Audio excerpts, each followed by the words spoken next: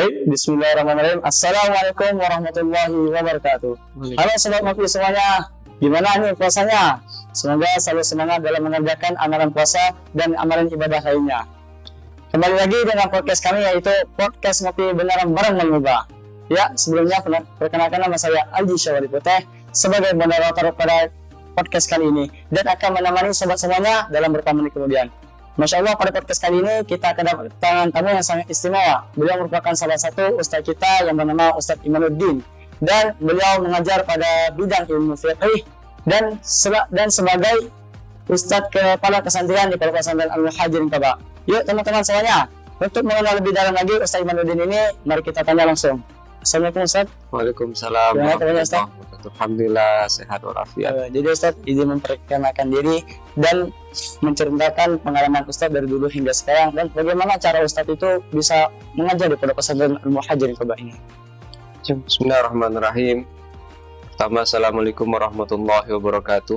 Waalaikumsalam warahmatullahi wabarakatuh. Baiklah, pertama kami ucapkan alhamdulillah wassalatu wassalamu ala rasulillah wa ala alihi wasahbihi wa man wala. Terima kasih kepada Ananda Alji yang telah memberi kesempatan kami dalam podcast hari ini. Baiklah, pertama kami akan memperkenalkan diri kami. Nama saya Muhammad Imanuddin, biasa dipanggil dengan Iman. Saya dulu sebelum masuk ke pesantren ini pernah mondok di pesantren Rubat Al-Gonnah di Jakarta Selatan. Ya. Kemudian saya mondok di sana kurang lebih sekitar 3,5 tahun. Kemudian melanjutkan studi saya mondok di Al-Mashhad Sukabumi. Kemudian melanjutkan alhamdulillah mendapat kesempatan, dapat izin ya, dan saya berangkat melanjutkan studi saya di Rubat Tarim Hadramut Yaman. Kurang lebih selama 4 tahun di sana. Kemudian selesai dari sana saya pulang dan alhamdulillah dipanggil oleh pimpinan pondok pesantren Muhajirin dulunya yang bernama almarhum Ustadz Sahbuddin, diminta untuk bantu di pondok pesantren Muhajirin ini. Oh, jadi Ustadz kan sebelumnya Ustadz itu mondoknya kan di Sukabumi itu Ustadz. Baru Ustadz ke Tarim. Itu Ustadz pas mau masuk pondok Tarim itu Ustadz ada tes seleksi apa-apa itu Ustadz? Iya. Mondok di sana, di Tarim sana, hampir seleksinya banyak. Di antara seleksinya itu harus bisa baca kitab kuning, lancar, ya. Kemudian ada hafalannya juga, hafalan tuh banyak. Ya mungkin kalau digabungkan semua Al-Quran itu ada 3 juz mungkin ketika itu. Kemudian ada hafalan kitabnya juga, dan ada tes berbicara dialog bahasa Arab. Ya. Misalnya. Oh, jadi Ustadz, kan kebetulan Ustadz ini di Pondok Pesantren Muhajirin ini mengajar di bidang ilmu fikih Ustadz. Jadi boleh nggak Ustadz Alji ini menanya tentang ilmu fikih, sesuatu tentang Ustadz? Ya, silakan. Jadi Ustadz, bagaimana sih Ustadz ilmu fikih itu membantu seseorang memilih dengan bijak tentang dalam kehidupan sehari-harinya? Jadi ilmu fikih ini ya, seperti kita ketahui sangat penting buat keseharian kita, ya. Karena ilmu fikih adalah salah satu ilmu yang kita butuhkan dari mulai kita bangun tidur sampai tidur lagi. Dari kita mulai bangun tidur sampai tidur lagi itu udah lepas dari fikih semuanya. Dan kita mulai tidur bangun subuh misalkan, kemudian kita wudhu dan lainnya sampai tidur lagi, ya maka dibutuhkan fikih. Jadi fikih ini adalah salah satu ilmu yang tidak bisa kita lepas dalam keseharian kita. Artinya ya pasti kita butuhkan. Beda sama ilmu yang lain, mungkin kita butuhkan hanya sesaat, atau tidak ini apa pasti, atau tidak continue kita gunakan. Tapi kalau berfikir ini memang kita harus praktekkan, kita pelajari seharian kita. Oh, jadi ilmu fikih itu sangat berguna ya Ustaz dalam sangat berguna, ya, sangat berguna bagi seorang muslim sama muslimah. Oke, beralih ke pertanyaan selanjutnya Ustaz. Bagaimana Ustaz kita itu ilmu fikih itu berarti sangat penting ya Ustaz ya? Kita tuh wajib nggak sih Ustaz sebagai seorang muslim itu mempelajari ilmu fikih, dan apa manfaat mempelajari ilmu fikih itu Ustaz? Ilmu fikih ini termasuk ilmu yang wajib kita pelajari karena mengikut atau mengamalkan hadisnya Rasulullah SAW, "Thalabul ilmi faridatun ala kulli muslim." Menuntut ilmu itu wajib atas setiap orang muslim dan muslimah. Nah, para ulama mentafsirkan hadis ini, apakah semua ilmu itu wajib kita pelajari? Tentunya tidak. Ya. Jadi ada ilmu-ilmu yang wajib kita pelajari, terutama di fikih itu. Fikih yang wajib kita pelajari ada namanya ilmu hal. Ilmu hal ini ilmu keadaan yang kita butuhkan. Jadi suatu saat kalau kita membutuhkan, misalkan bulan depan atau tahun depan kita mau berangkat haji misalkan, Ya, Ustaz. maka wajib kita untuk belajar bab haji, ya, atau belajar bab umroh. Ya, Ustaz. Tapi kalau kita tidak berangkat haji atau berangkat umroh, ya, belum ada kepastian, maka di situ tidak ada kewajiban kita belajar bab haji atau bab umroh. Ya. Contoh lain misalkan kayak kita berpuasa sekarang, berarti wajib kita belajar tentang fikih puasa. Oh, ya, Ustaz. Kemudian kita sholat, wajib belajar tentang fikih sholat dan seterusnya. Jadi ilmu yang wajib kita pelajari itu, ilmu fikih itu adalah fikih yang kita gunakan atau kita butuhkan saat ini. Oh, siap, Ustaz. Adapun fikih yang masa depan atau belum kita butuhkan itu tidak ada kewajiban, tapi sunnah muakkad hukumnya. Kemudian manfaatnya, di antara kita belajar fikih ini, pertama, bisa meningkatkan kualitas keimanan dan ketakwaan kita.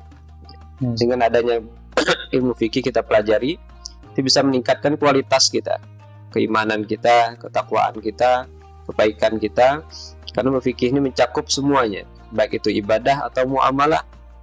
Oh, ya, Ustaz.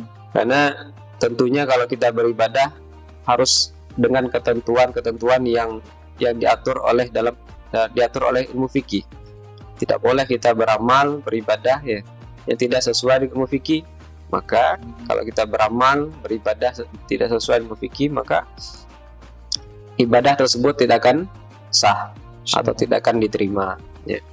Kemudian di antara keduanya manfaat kita belajar ilmu fikih adalah supaya kita ini bisa mengambil keputusan yang bijak. Ya, mengambil keputusan yang bijak dengan dilandasi dengan fikih, ilmu yang benar, yang baik. Kemudian yang ketiga, dengan ilmu fikih ini manfaatnya adalah untuk menghindari mafsadat. Mafsadat ini kejelekan. Ya, manfaatnya kita bisa menghindari kejelekan yang terjadi kepada diri kita. Kemudian di antaranya lagi manfaat belajar ilmu fikih ini adalah untuk bisa mendekatkan kita kepada kebaikan. Ya, kebaikan. Mungkin itu. Oh, berarti Ustaz, apabila kita ingin melakukan suatu ibadah, contohnya sholat, ada, berarti kita harus belajar tentang bab fikih tentang sholat, ya, ada. Iya. Gimana suatu caranya? Ya. Oh, berarti ilmu fikih ini sangat mencakup sekali, ada, dengan ibadah. Iya, sangat penting bagi kehidupan kita. Oke, Ustaz. Jadi boleh pertanyaan selanjutnya, Ustaz? Ya. Bagaimana sih sejarah perkembangan ilmu fikih ini dari sejak masa Imam Syafi'i hingga di era komputer hingga saat ini, Ustaz? Perkembangan ilmu fikih mungkin kita mulai dari awal lagi, dari zamannya Rasulullah. Ilmu fikih ini sudah ada di zamannya Rasulullah. Dan ketika Rasulullah masih hidup, maka rujukan para sahabat-sahabat ketika itu kepada Rasulullah, karena hadisnya Rasulullah atau sumbernya hukum Islam masih ada. Karena sumber hukum Islam itu ada 4. Pertama Al-Quran, kedua hadis, ketiga ijma ulama, yang keempat qiyas. Dan ketika Rasulullah masih ada, maka semua para sahabat rujukan fikihnya yaitu bertanya kepada Rasulullah. Ketika Rasulullah meninggal, maka rujukan fikihnya kembali kepada para sahabat-sahabat beliau, terutama kepada Khulafa Rasyidin, Sayyidina Abu Bakar, Sayyidina Umar, Sayyidina Utsman, sama Sayyidina Ali. Nah, ketika mereka meninggal, para sahabat timbullah yang namanya masa-masa tabi'in. Ya, Ustaz. Masa tabi'in. Nah, tabi'in ini adalah orang yang belajar dengan para sahabat. Mereka tidak ketemu sama Nabi, tapi ketemu dengan para sahabat, belajar dengan para sahabat tentang ilmu fikihnya. Maka rujukan orang ketika itu bertanyanya kepada para tabi'in. Nah, ketika para tabi'in meninggal, maka inilah masa keemasan fikih, yaitu pada zaman Imam Mazhab, yaitu kenal dengan Mazhab Arba'ah atau Mazhab Hanafi, yang mazhab Maliki, mazhab Syafi'i, sama mazhab Hambali. Empat mazhab ini mereka mencakup semua ilmu-ilmu fikih, kaidah-kaidah fikih, dibentuklah dalam suatu pemikiran yang disebut dengan mazhab. Ya, jadi ketika itu para umat sedunia mereka merujuk fikih ini kepada 4 mazhab ini. Nah, kemudian sepeninggal mereka, ya, maka dilanjutkan oleh murid-murid mereka 4 mazhab ini, ya. Kemudian dibukukan pendapat-pendapat mereka, karangan-karangan mereka, murid-murid mereka dibikinlah sehingga dibikinlah suatu mazhab yang kita kenal sampai hari ini. Ya, jadi mazhab ini menjadi rujukan kita. Nah, ketika ulama-ulama, ya, seiring dengannya zaman sampai sekarang ada juga yang namanya fikih kontemporer. Ya, kontemporer yang dikarang oleh ulama-ulama kontemporer sekarang ini. Ya. Itu perkembangannya. Jadi di antara 4 mazhab imam tersebut, mana sih Ustaz fikih yang paling bagus pendapatnya, Ustaz, penjelasannya? Fikih paling bagus, sebenarnya semuanya bagus.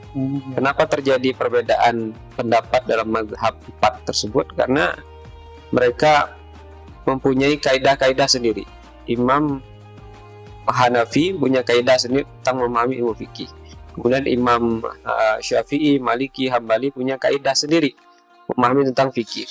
Jadi bukannya mereka menyalahi kaidah, bukan, cuman mereka memahami dalil itu, ya, memahami dalil itu sesuai dengan kaidah yang diajarkan para sahabat. Jadi mereka ini mendapatkan fikih itu tidak melalui satu sahabat tapi banyak sahabat. Maka ada perbedaan pendapat, ada perbedaan kaidah-kaidah dalam bermazhab. Izin kembali ke pertanyaan selanjutnya. Kan Ustaz kan di Muhajar ini kan mengajar ilmu fikih kan. Jadi apa tantangan terbesar Ustaz itu apabila mengajar ilmu fikih terhadap generasi muda saat ini, Ustaz? Tantangan terbesarnya mungkin susahnya mengajar ilmu fikih. Yang pertama mungkin kurangnya semangat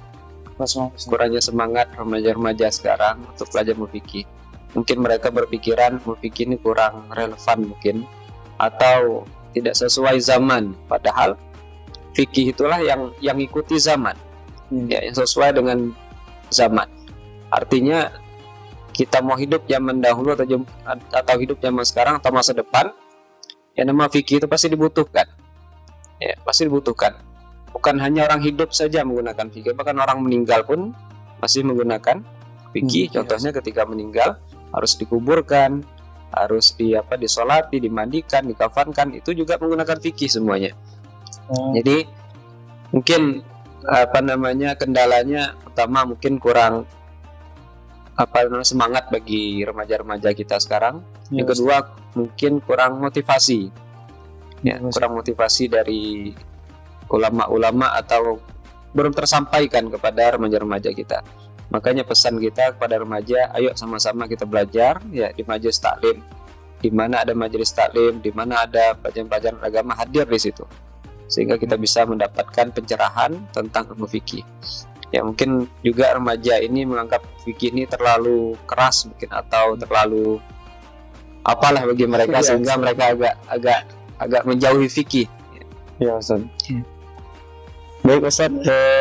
Jadi Ustaz, bagaimana ilmu fikih itu bisa merespon perkembangan teknologi seperti media sosial, Ustaz, dan kecerdasan buatan, Ustaz? Jadi pertama, fikih itu tidak melarang seseorang menggunakan media sosial atau menggunakan kecerdasan buatan. Ya, tidak melarang hal itu. Tapi fikih yang mengatur tentang media sosial dan kecerdasan buatan. Ya. Jadi seharusnya kita sebagai muslim dan muslimah ini harus mengikuti, harus menggunakan teknologi tersebut sebaik mungkin. Contohnya seperti misalkan sekarang dengan adanya teknologi HP, komputer, internet, semuanya, orang terdahulu kalau mereka pengen belajar fikih harus datang ke gurunya.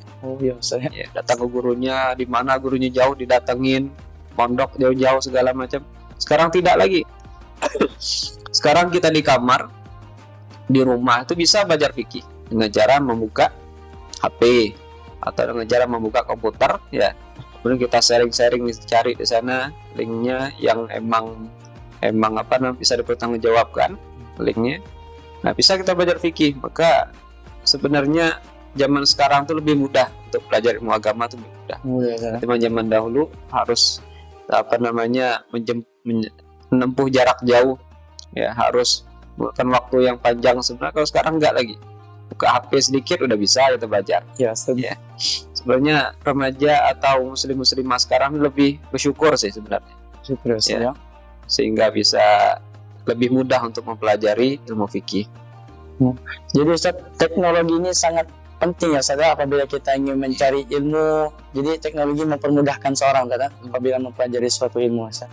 Lalu Ustaz, kan jadi apa sih Ustaz semangat anak muda ini agar lebih semangat lagi untuk mempelajari ilmu fikih ya Ustaz? Untuk menumbuhkan semangat remaja, anak muda ya sekarang supaya mereka semangat belajar ilmu fikih, tentunya ya harus ada pertama guru-guru yang kompeten dalam mengajarkan ilmu fikih, karena ilmu fikih ini beda dengan ilmu yang lainnya. Ilmu yang lainnya mungkin bisa kita pelajari dengan sekilas, tapi kalau ilmu fikih tidak bisa. Dia harus continue, harus memerlukan waktu yang banyak. Jadi pesan bagi remaja nih ya atau generasi sekarang, ayolah sama-sama kita belajar ilmu fikih. Ayo sama-sama kita mendalam ilmu fikih, karena ilmu fikih ini banyak manfaatnya buat kehidupan sehari-hari kita. Ya. Karena tidak bisa kita lepas dari ilmu fikih, tidak bisa.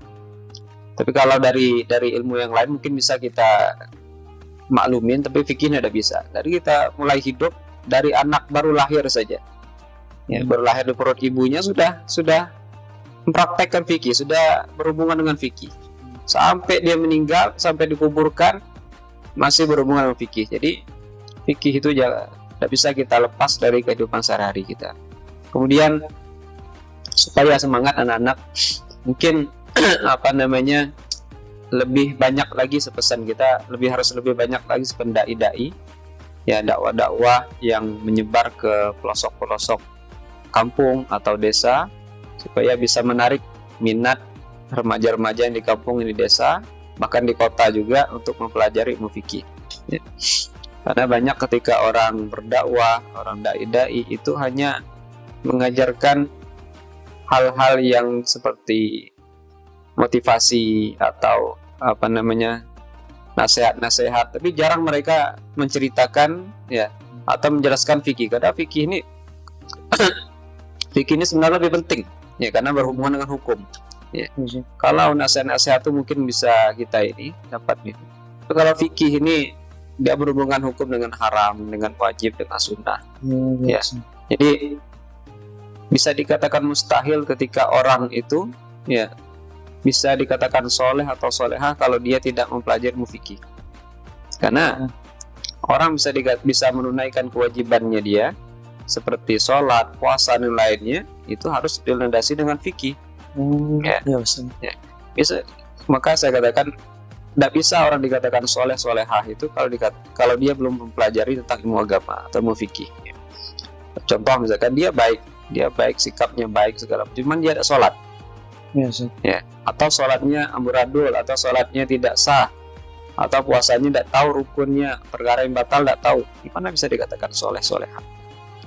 Karena ibadahnya saja tidak benar ya kan? Karena sebab tidak mempelajari fikih. Mungkin ya pesan buat remaja itulah.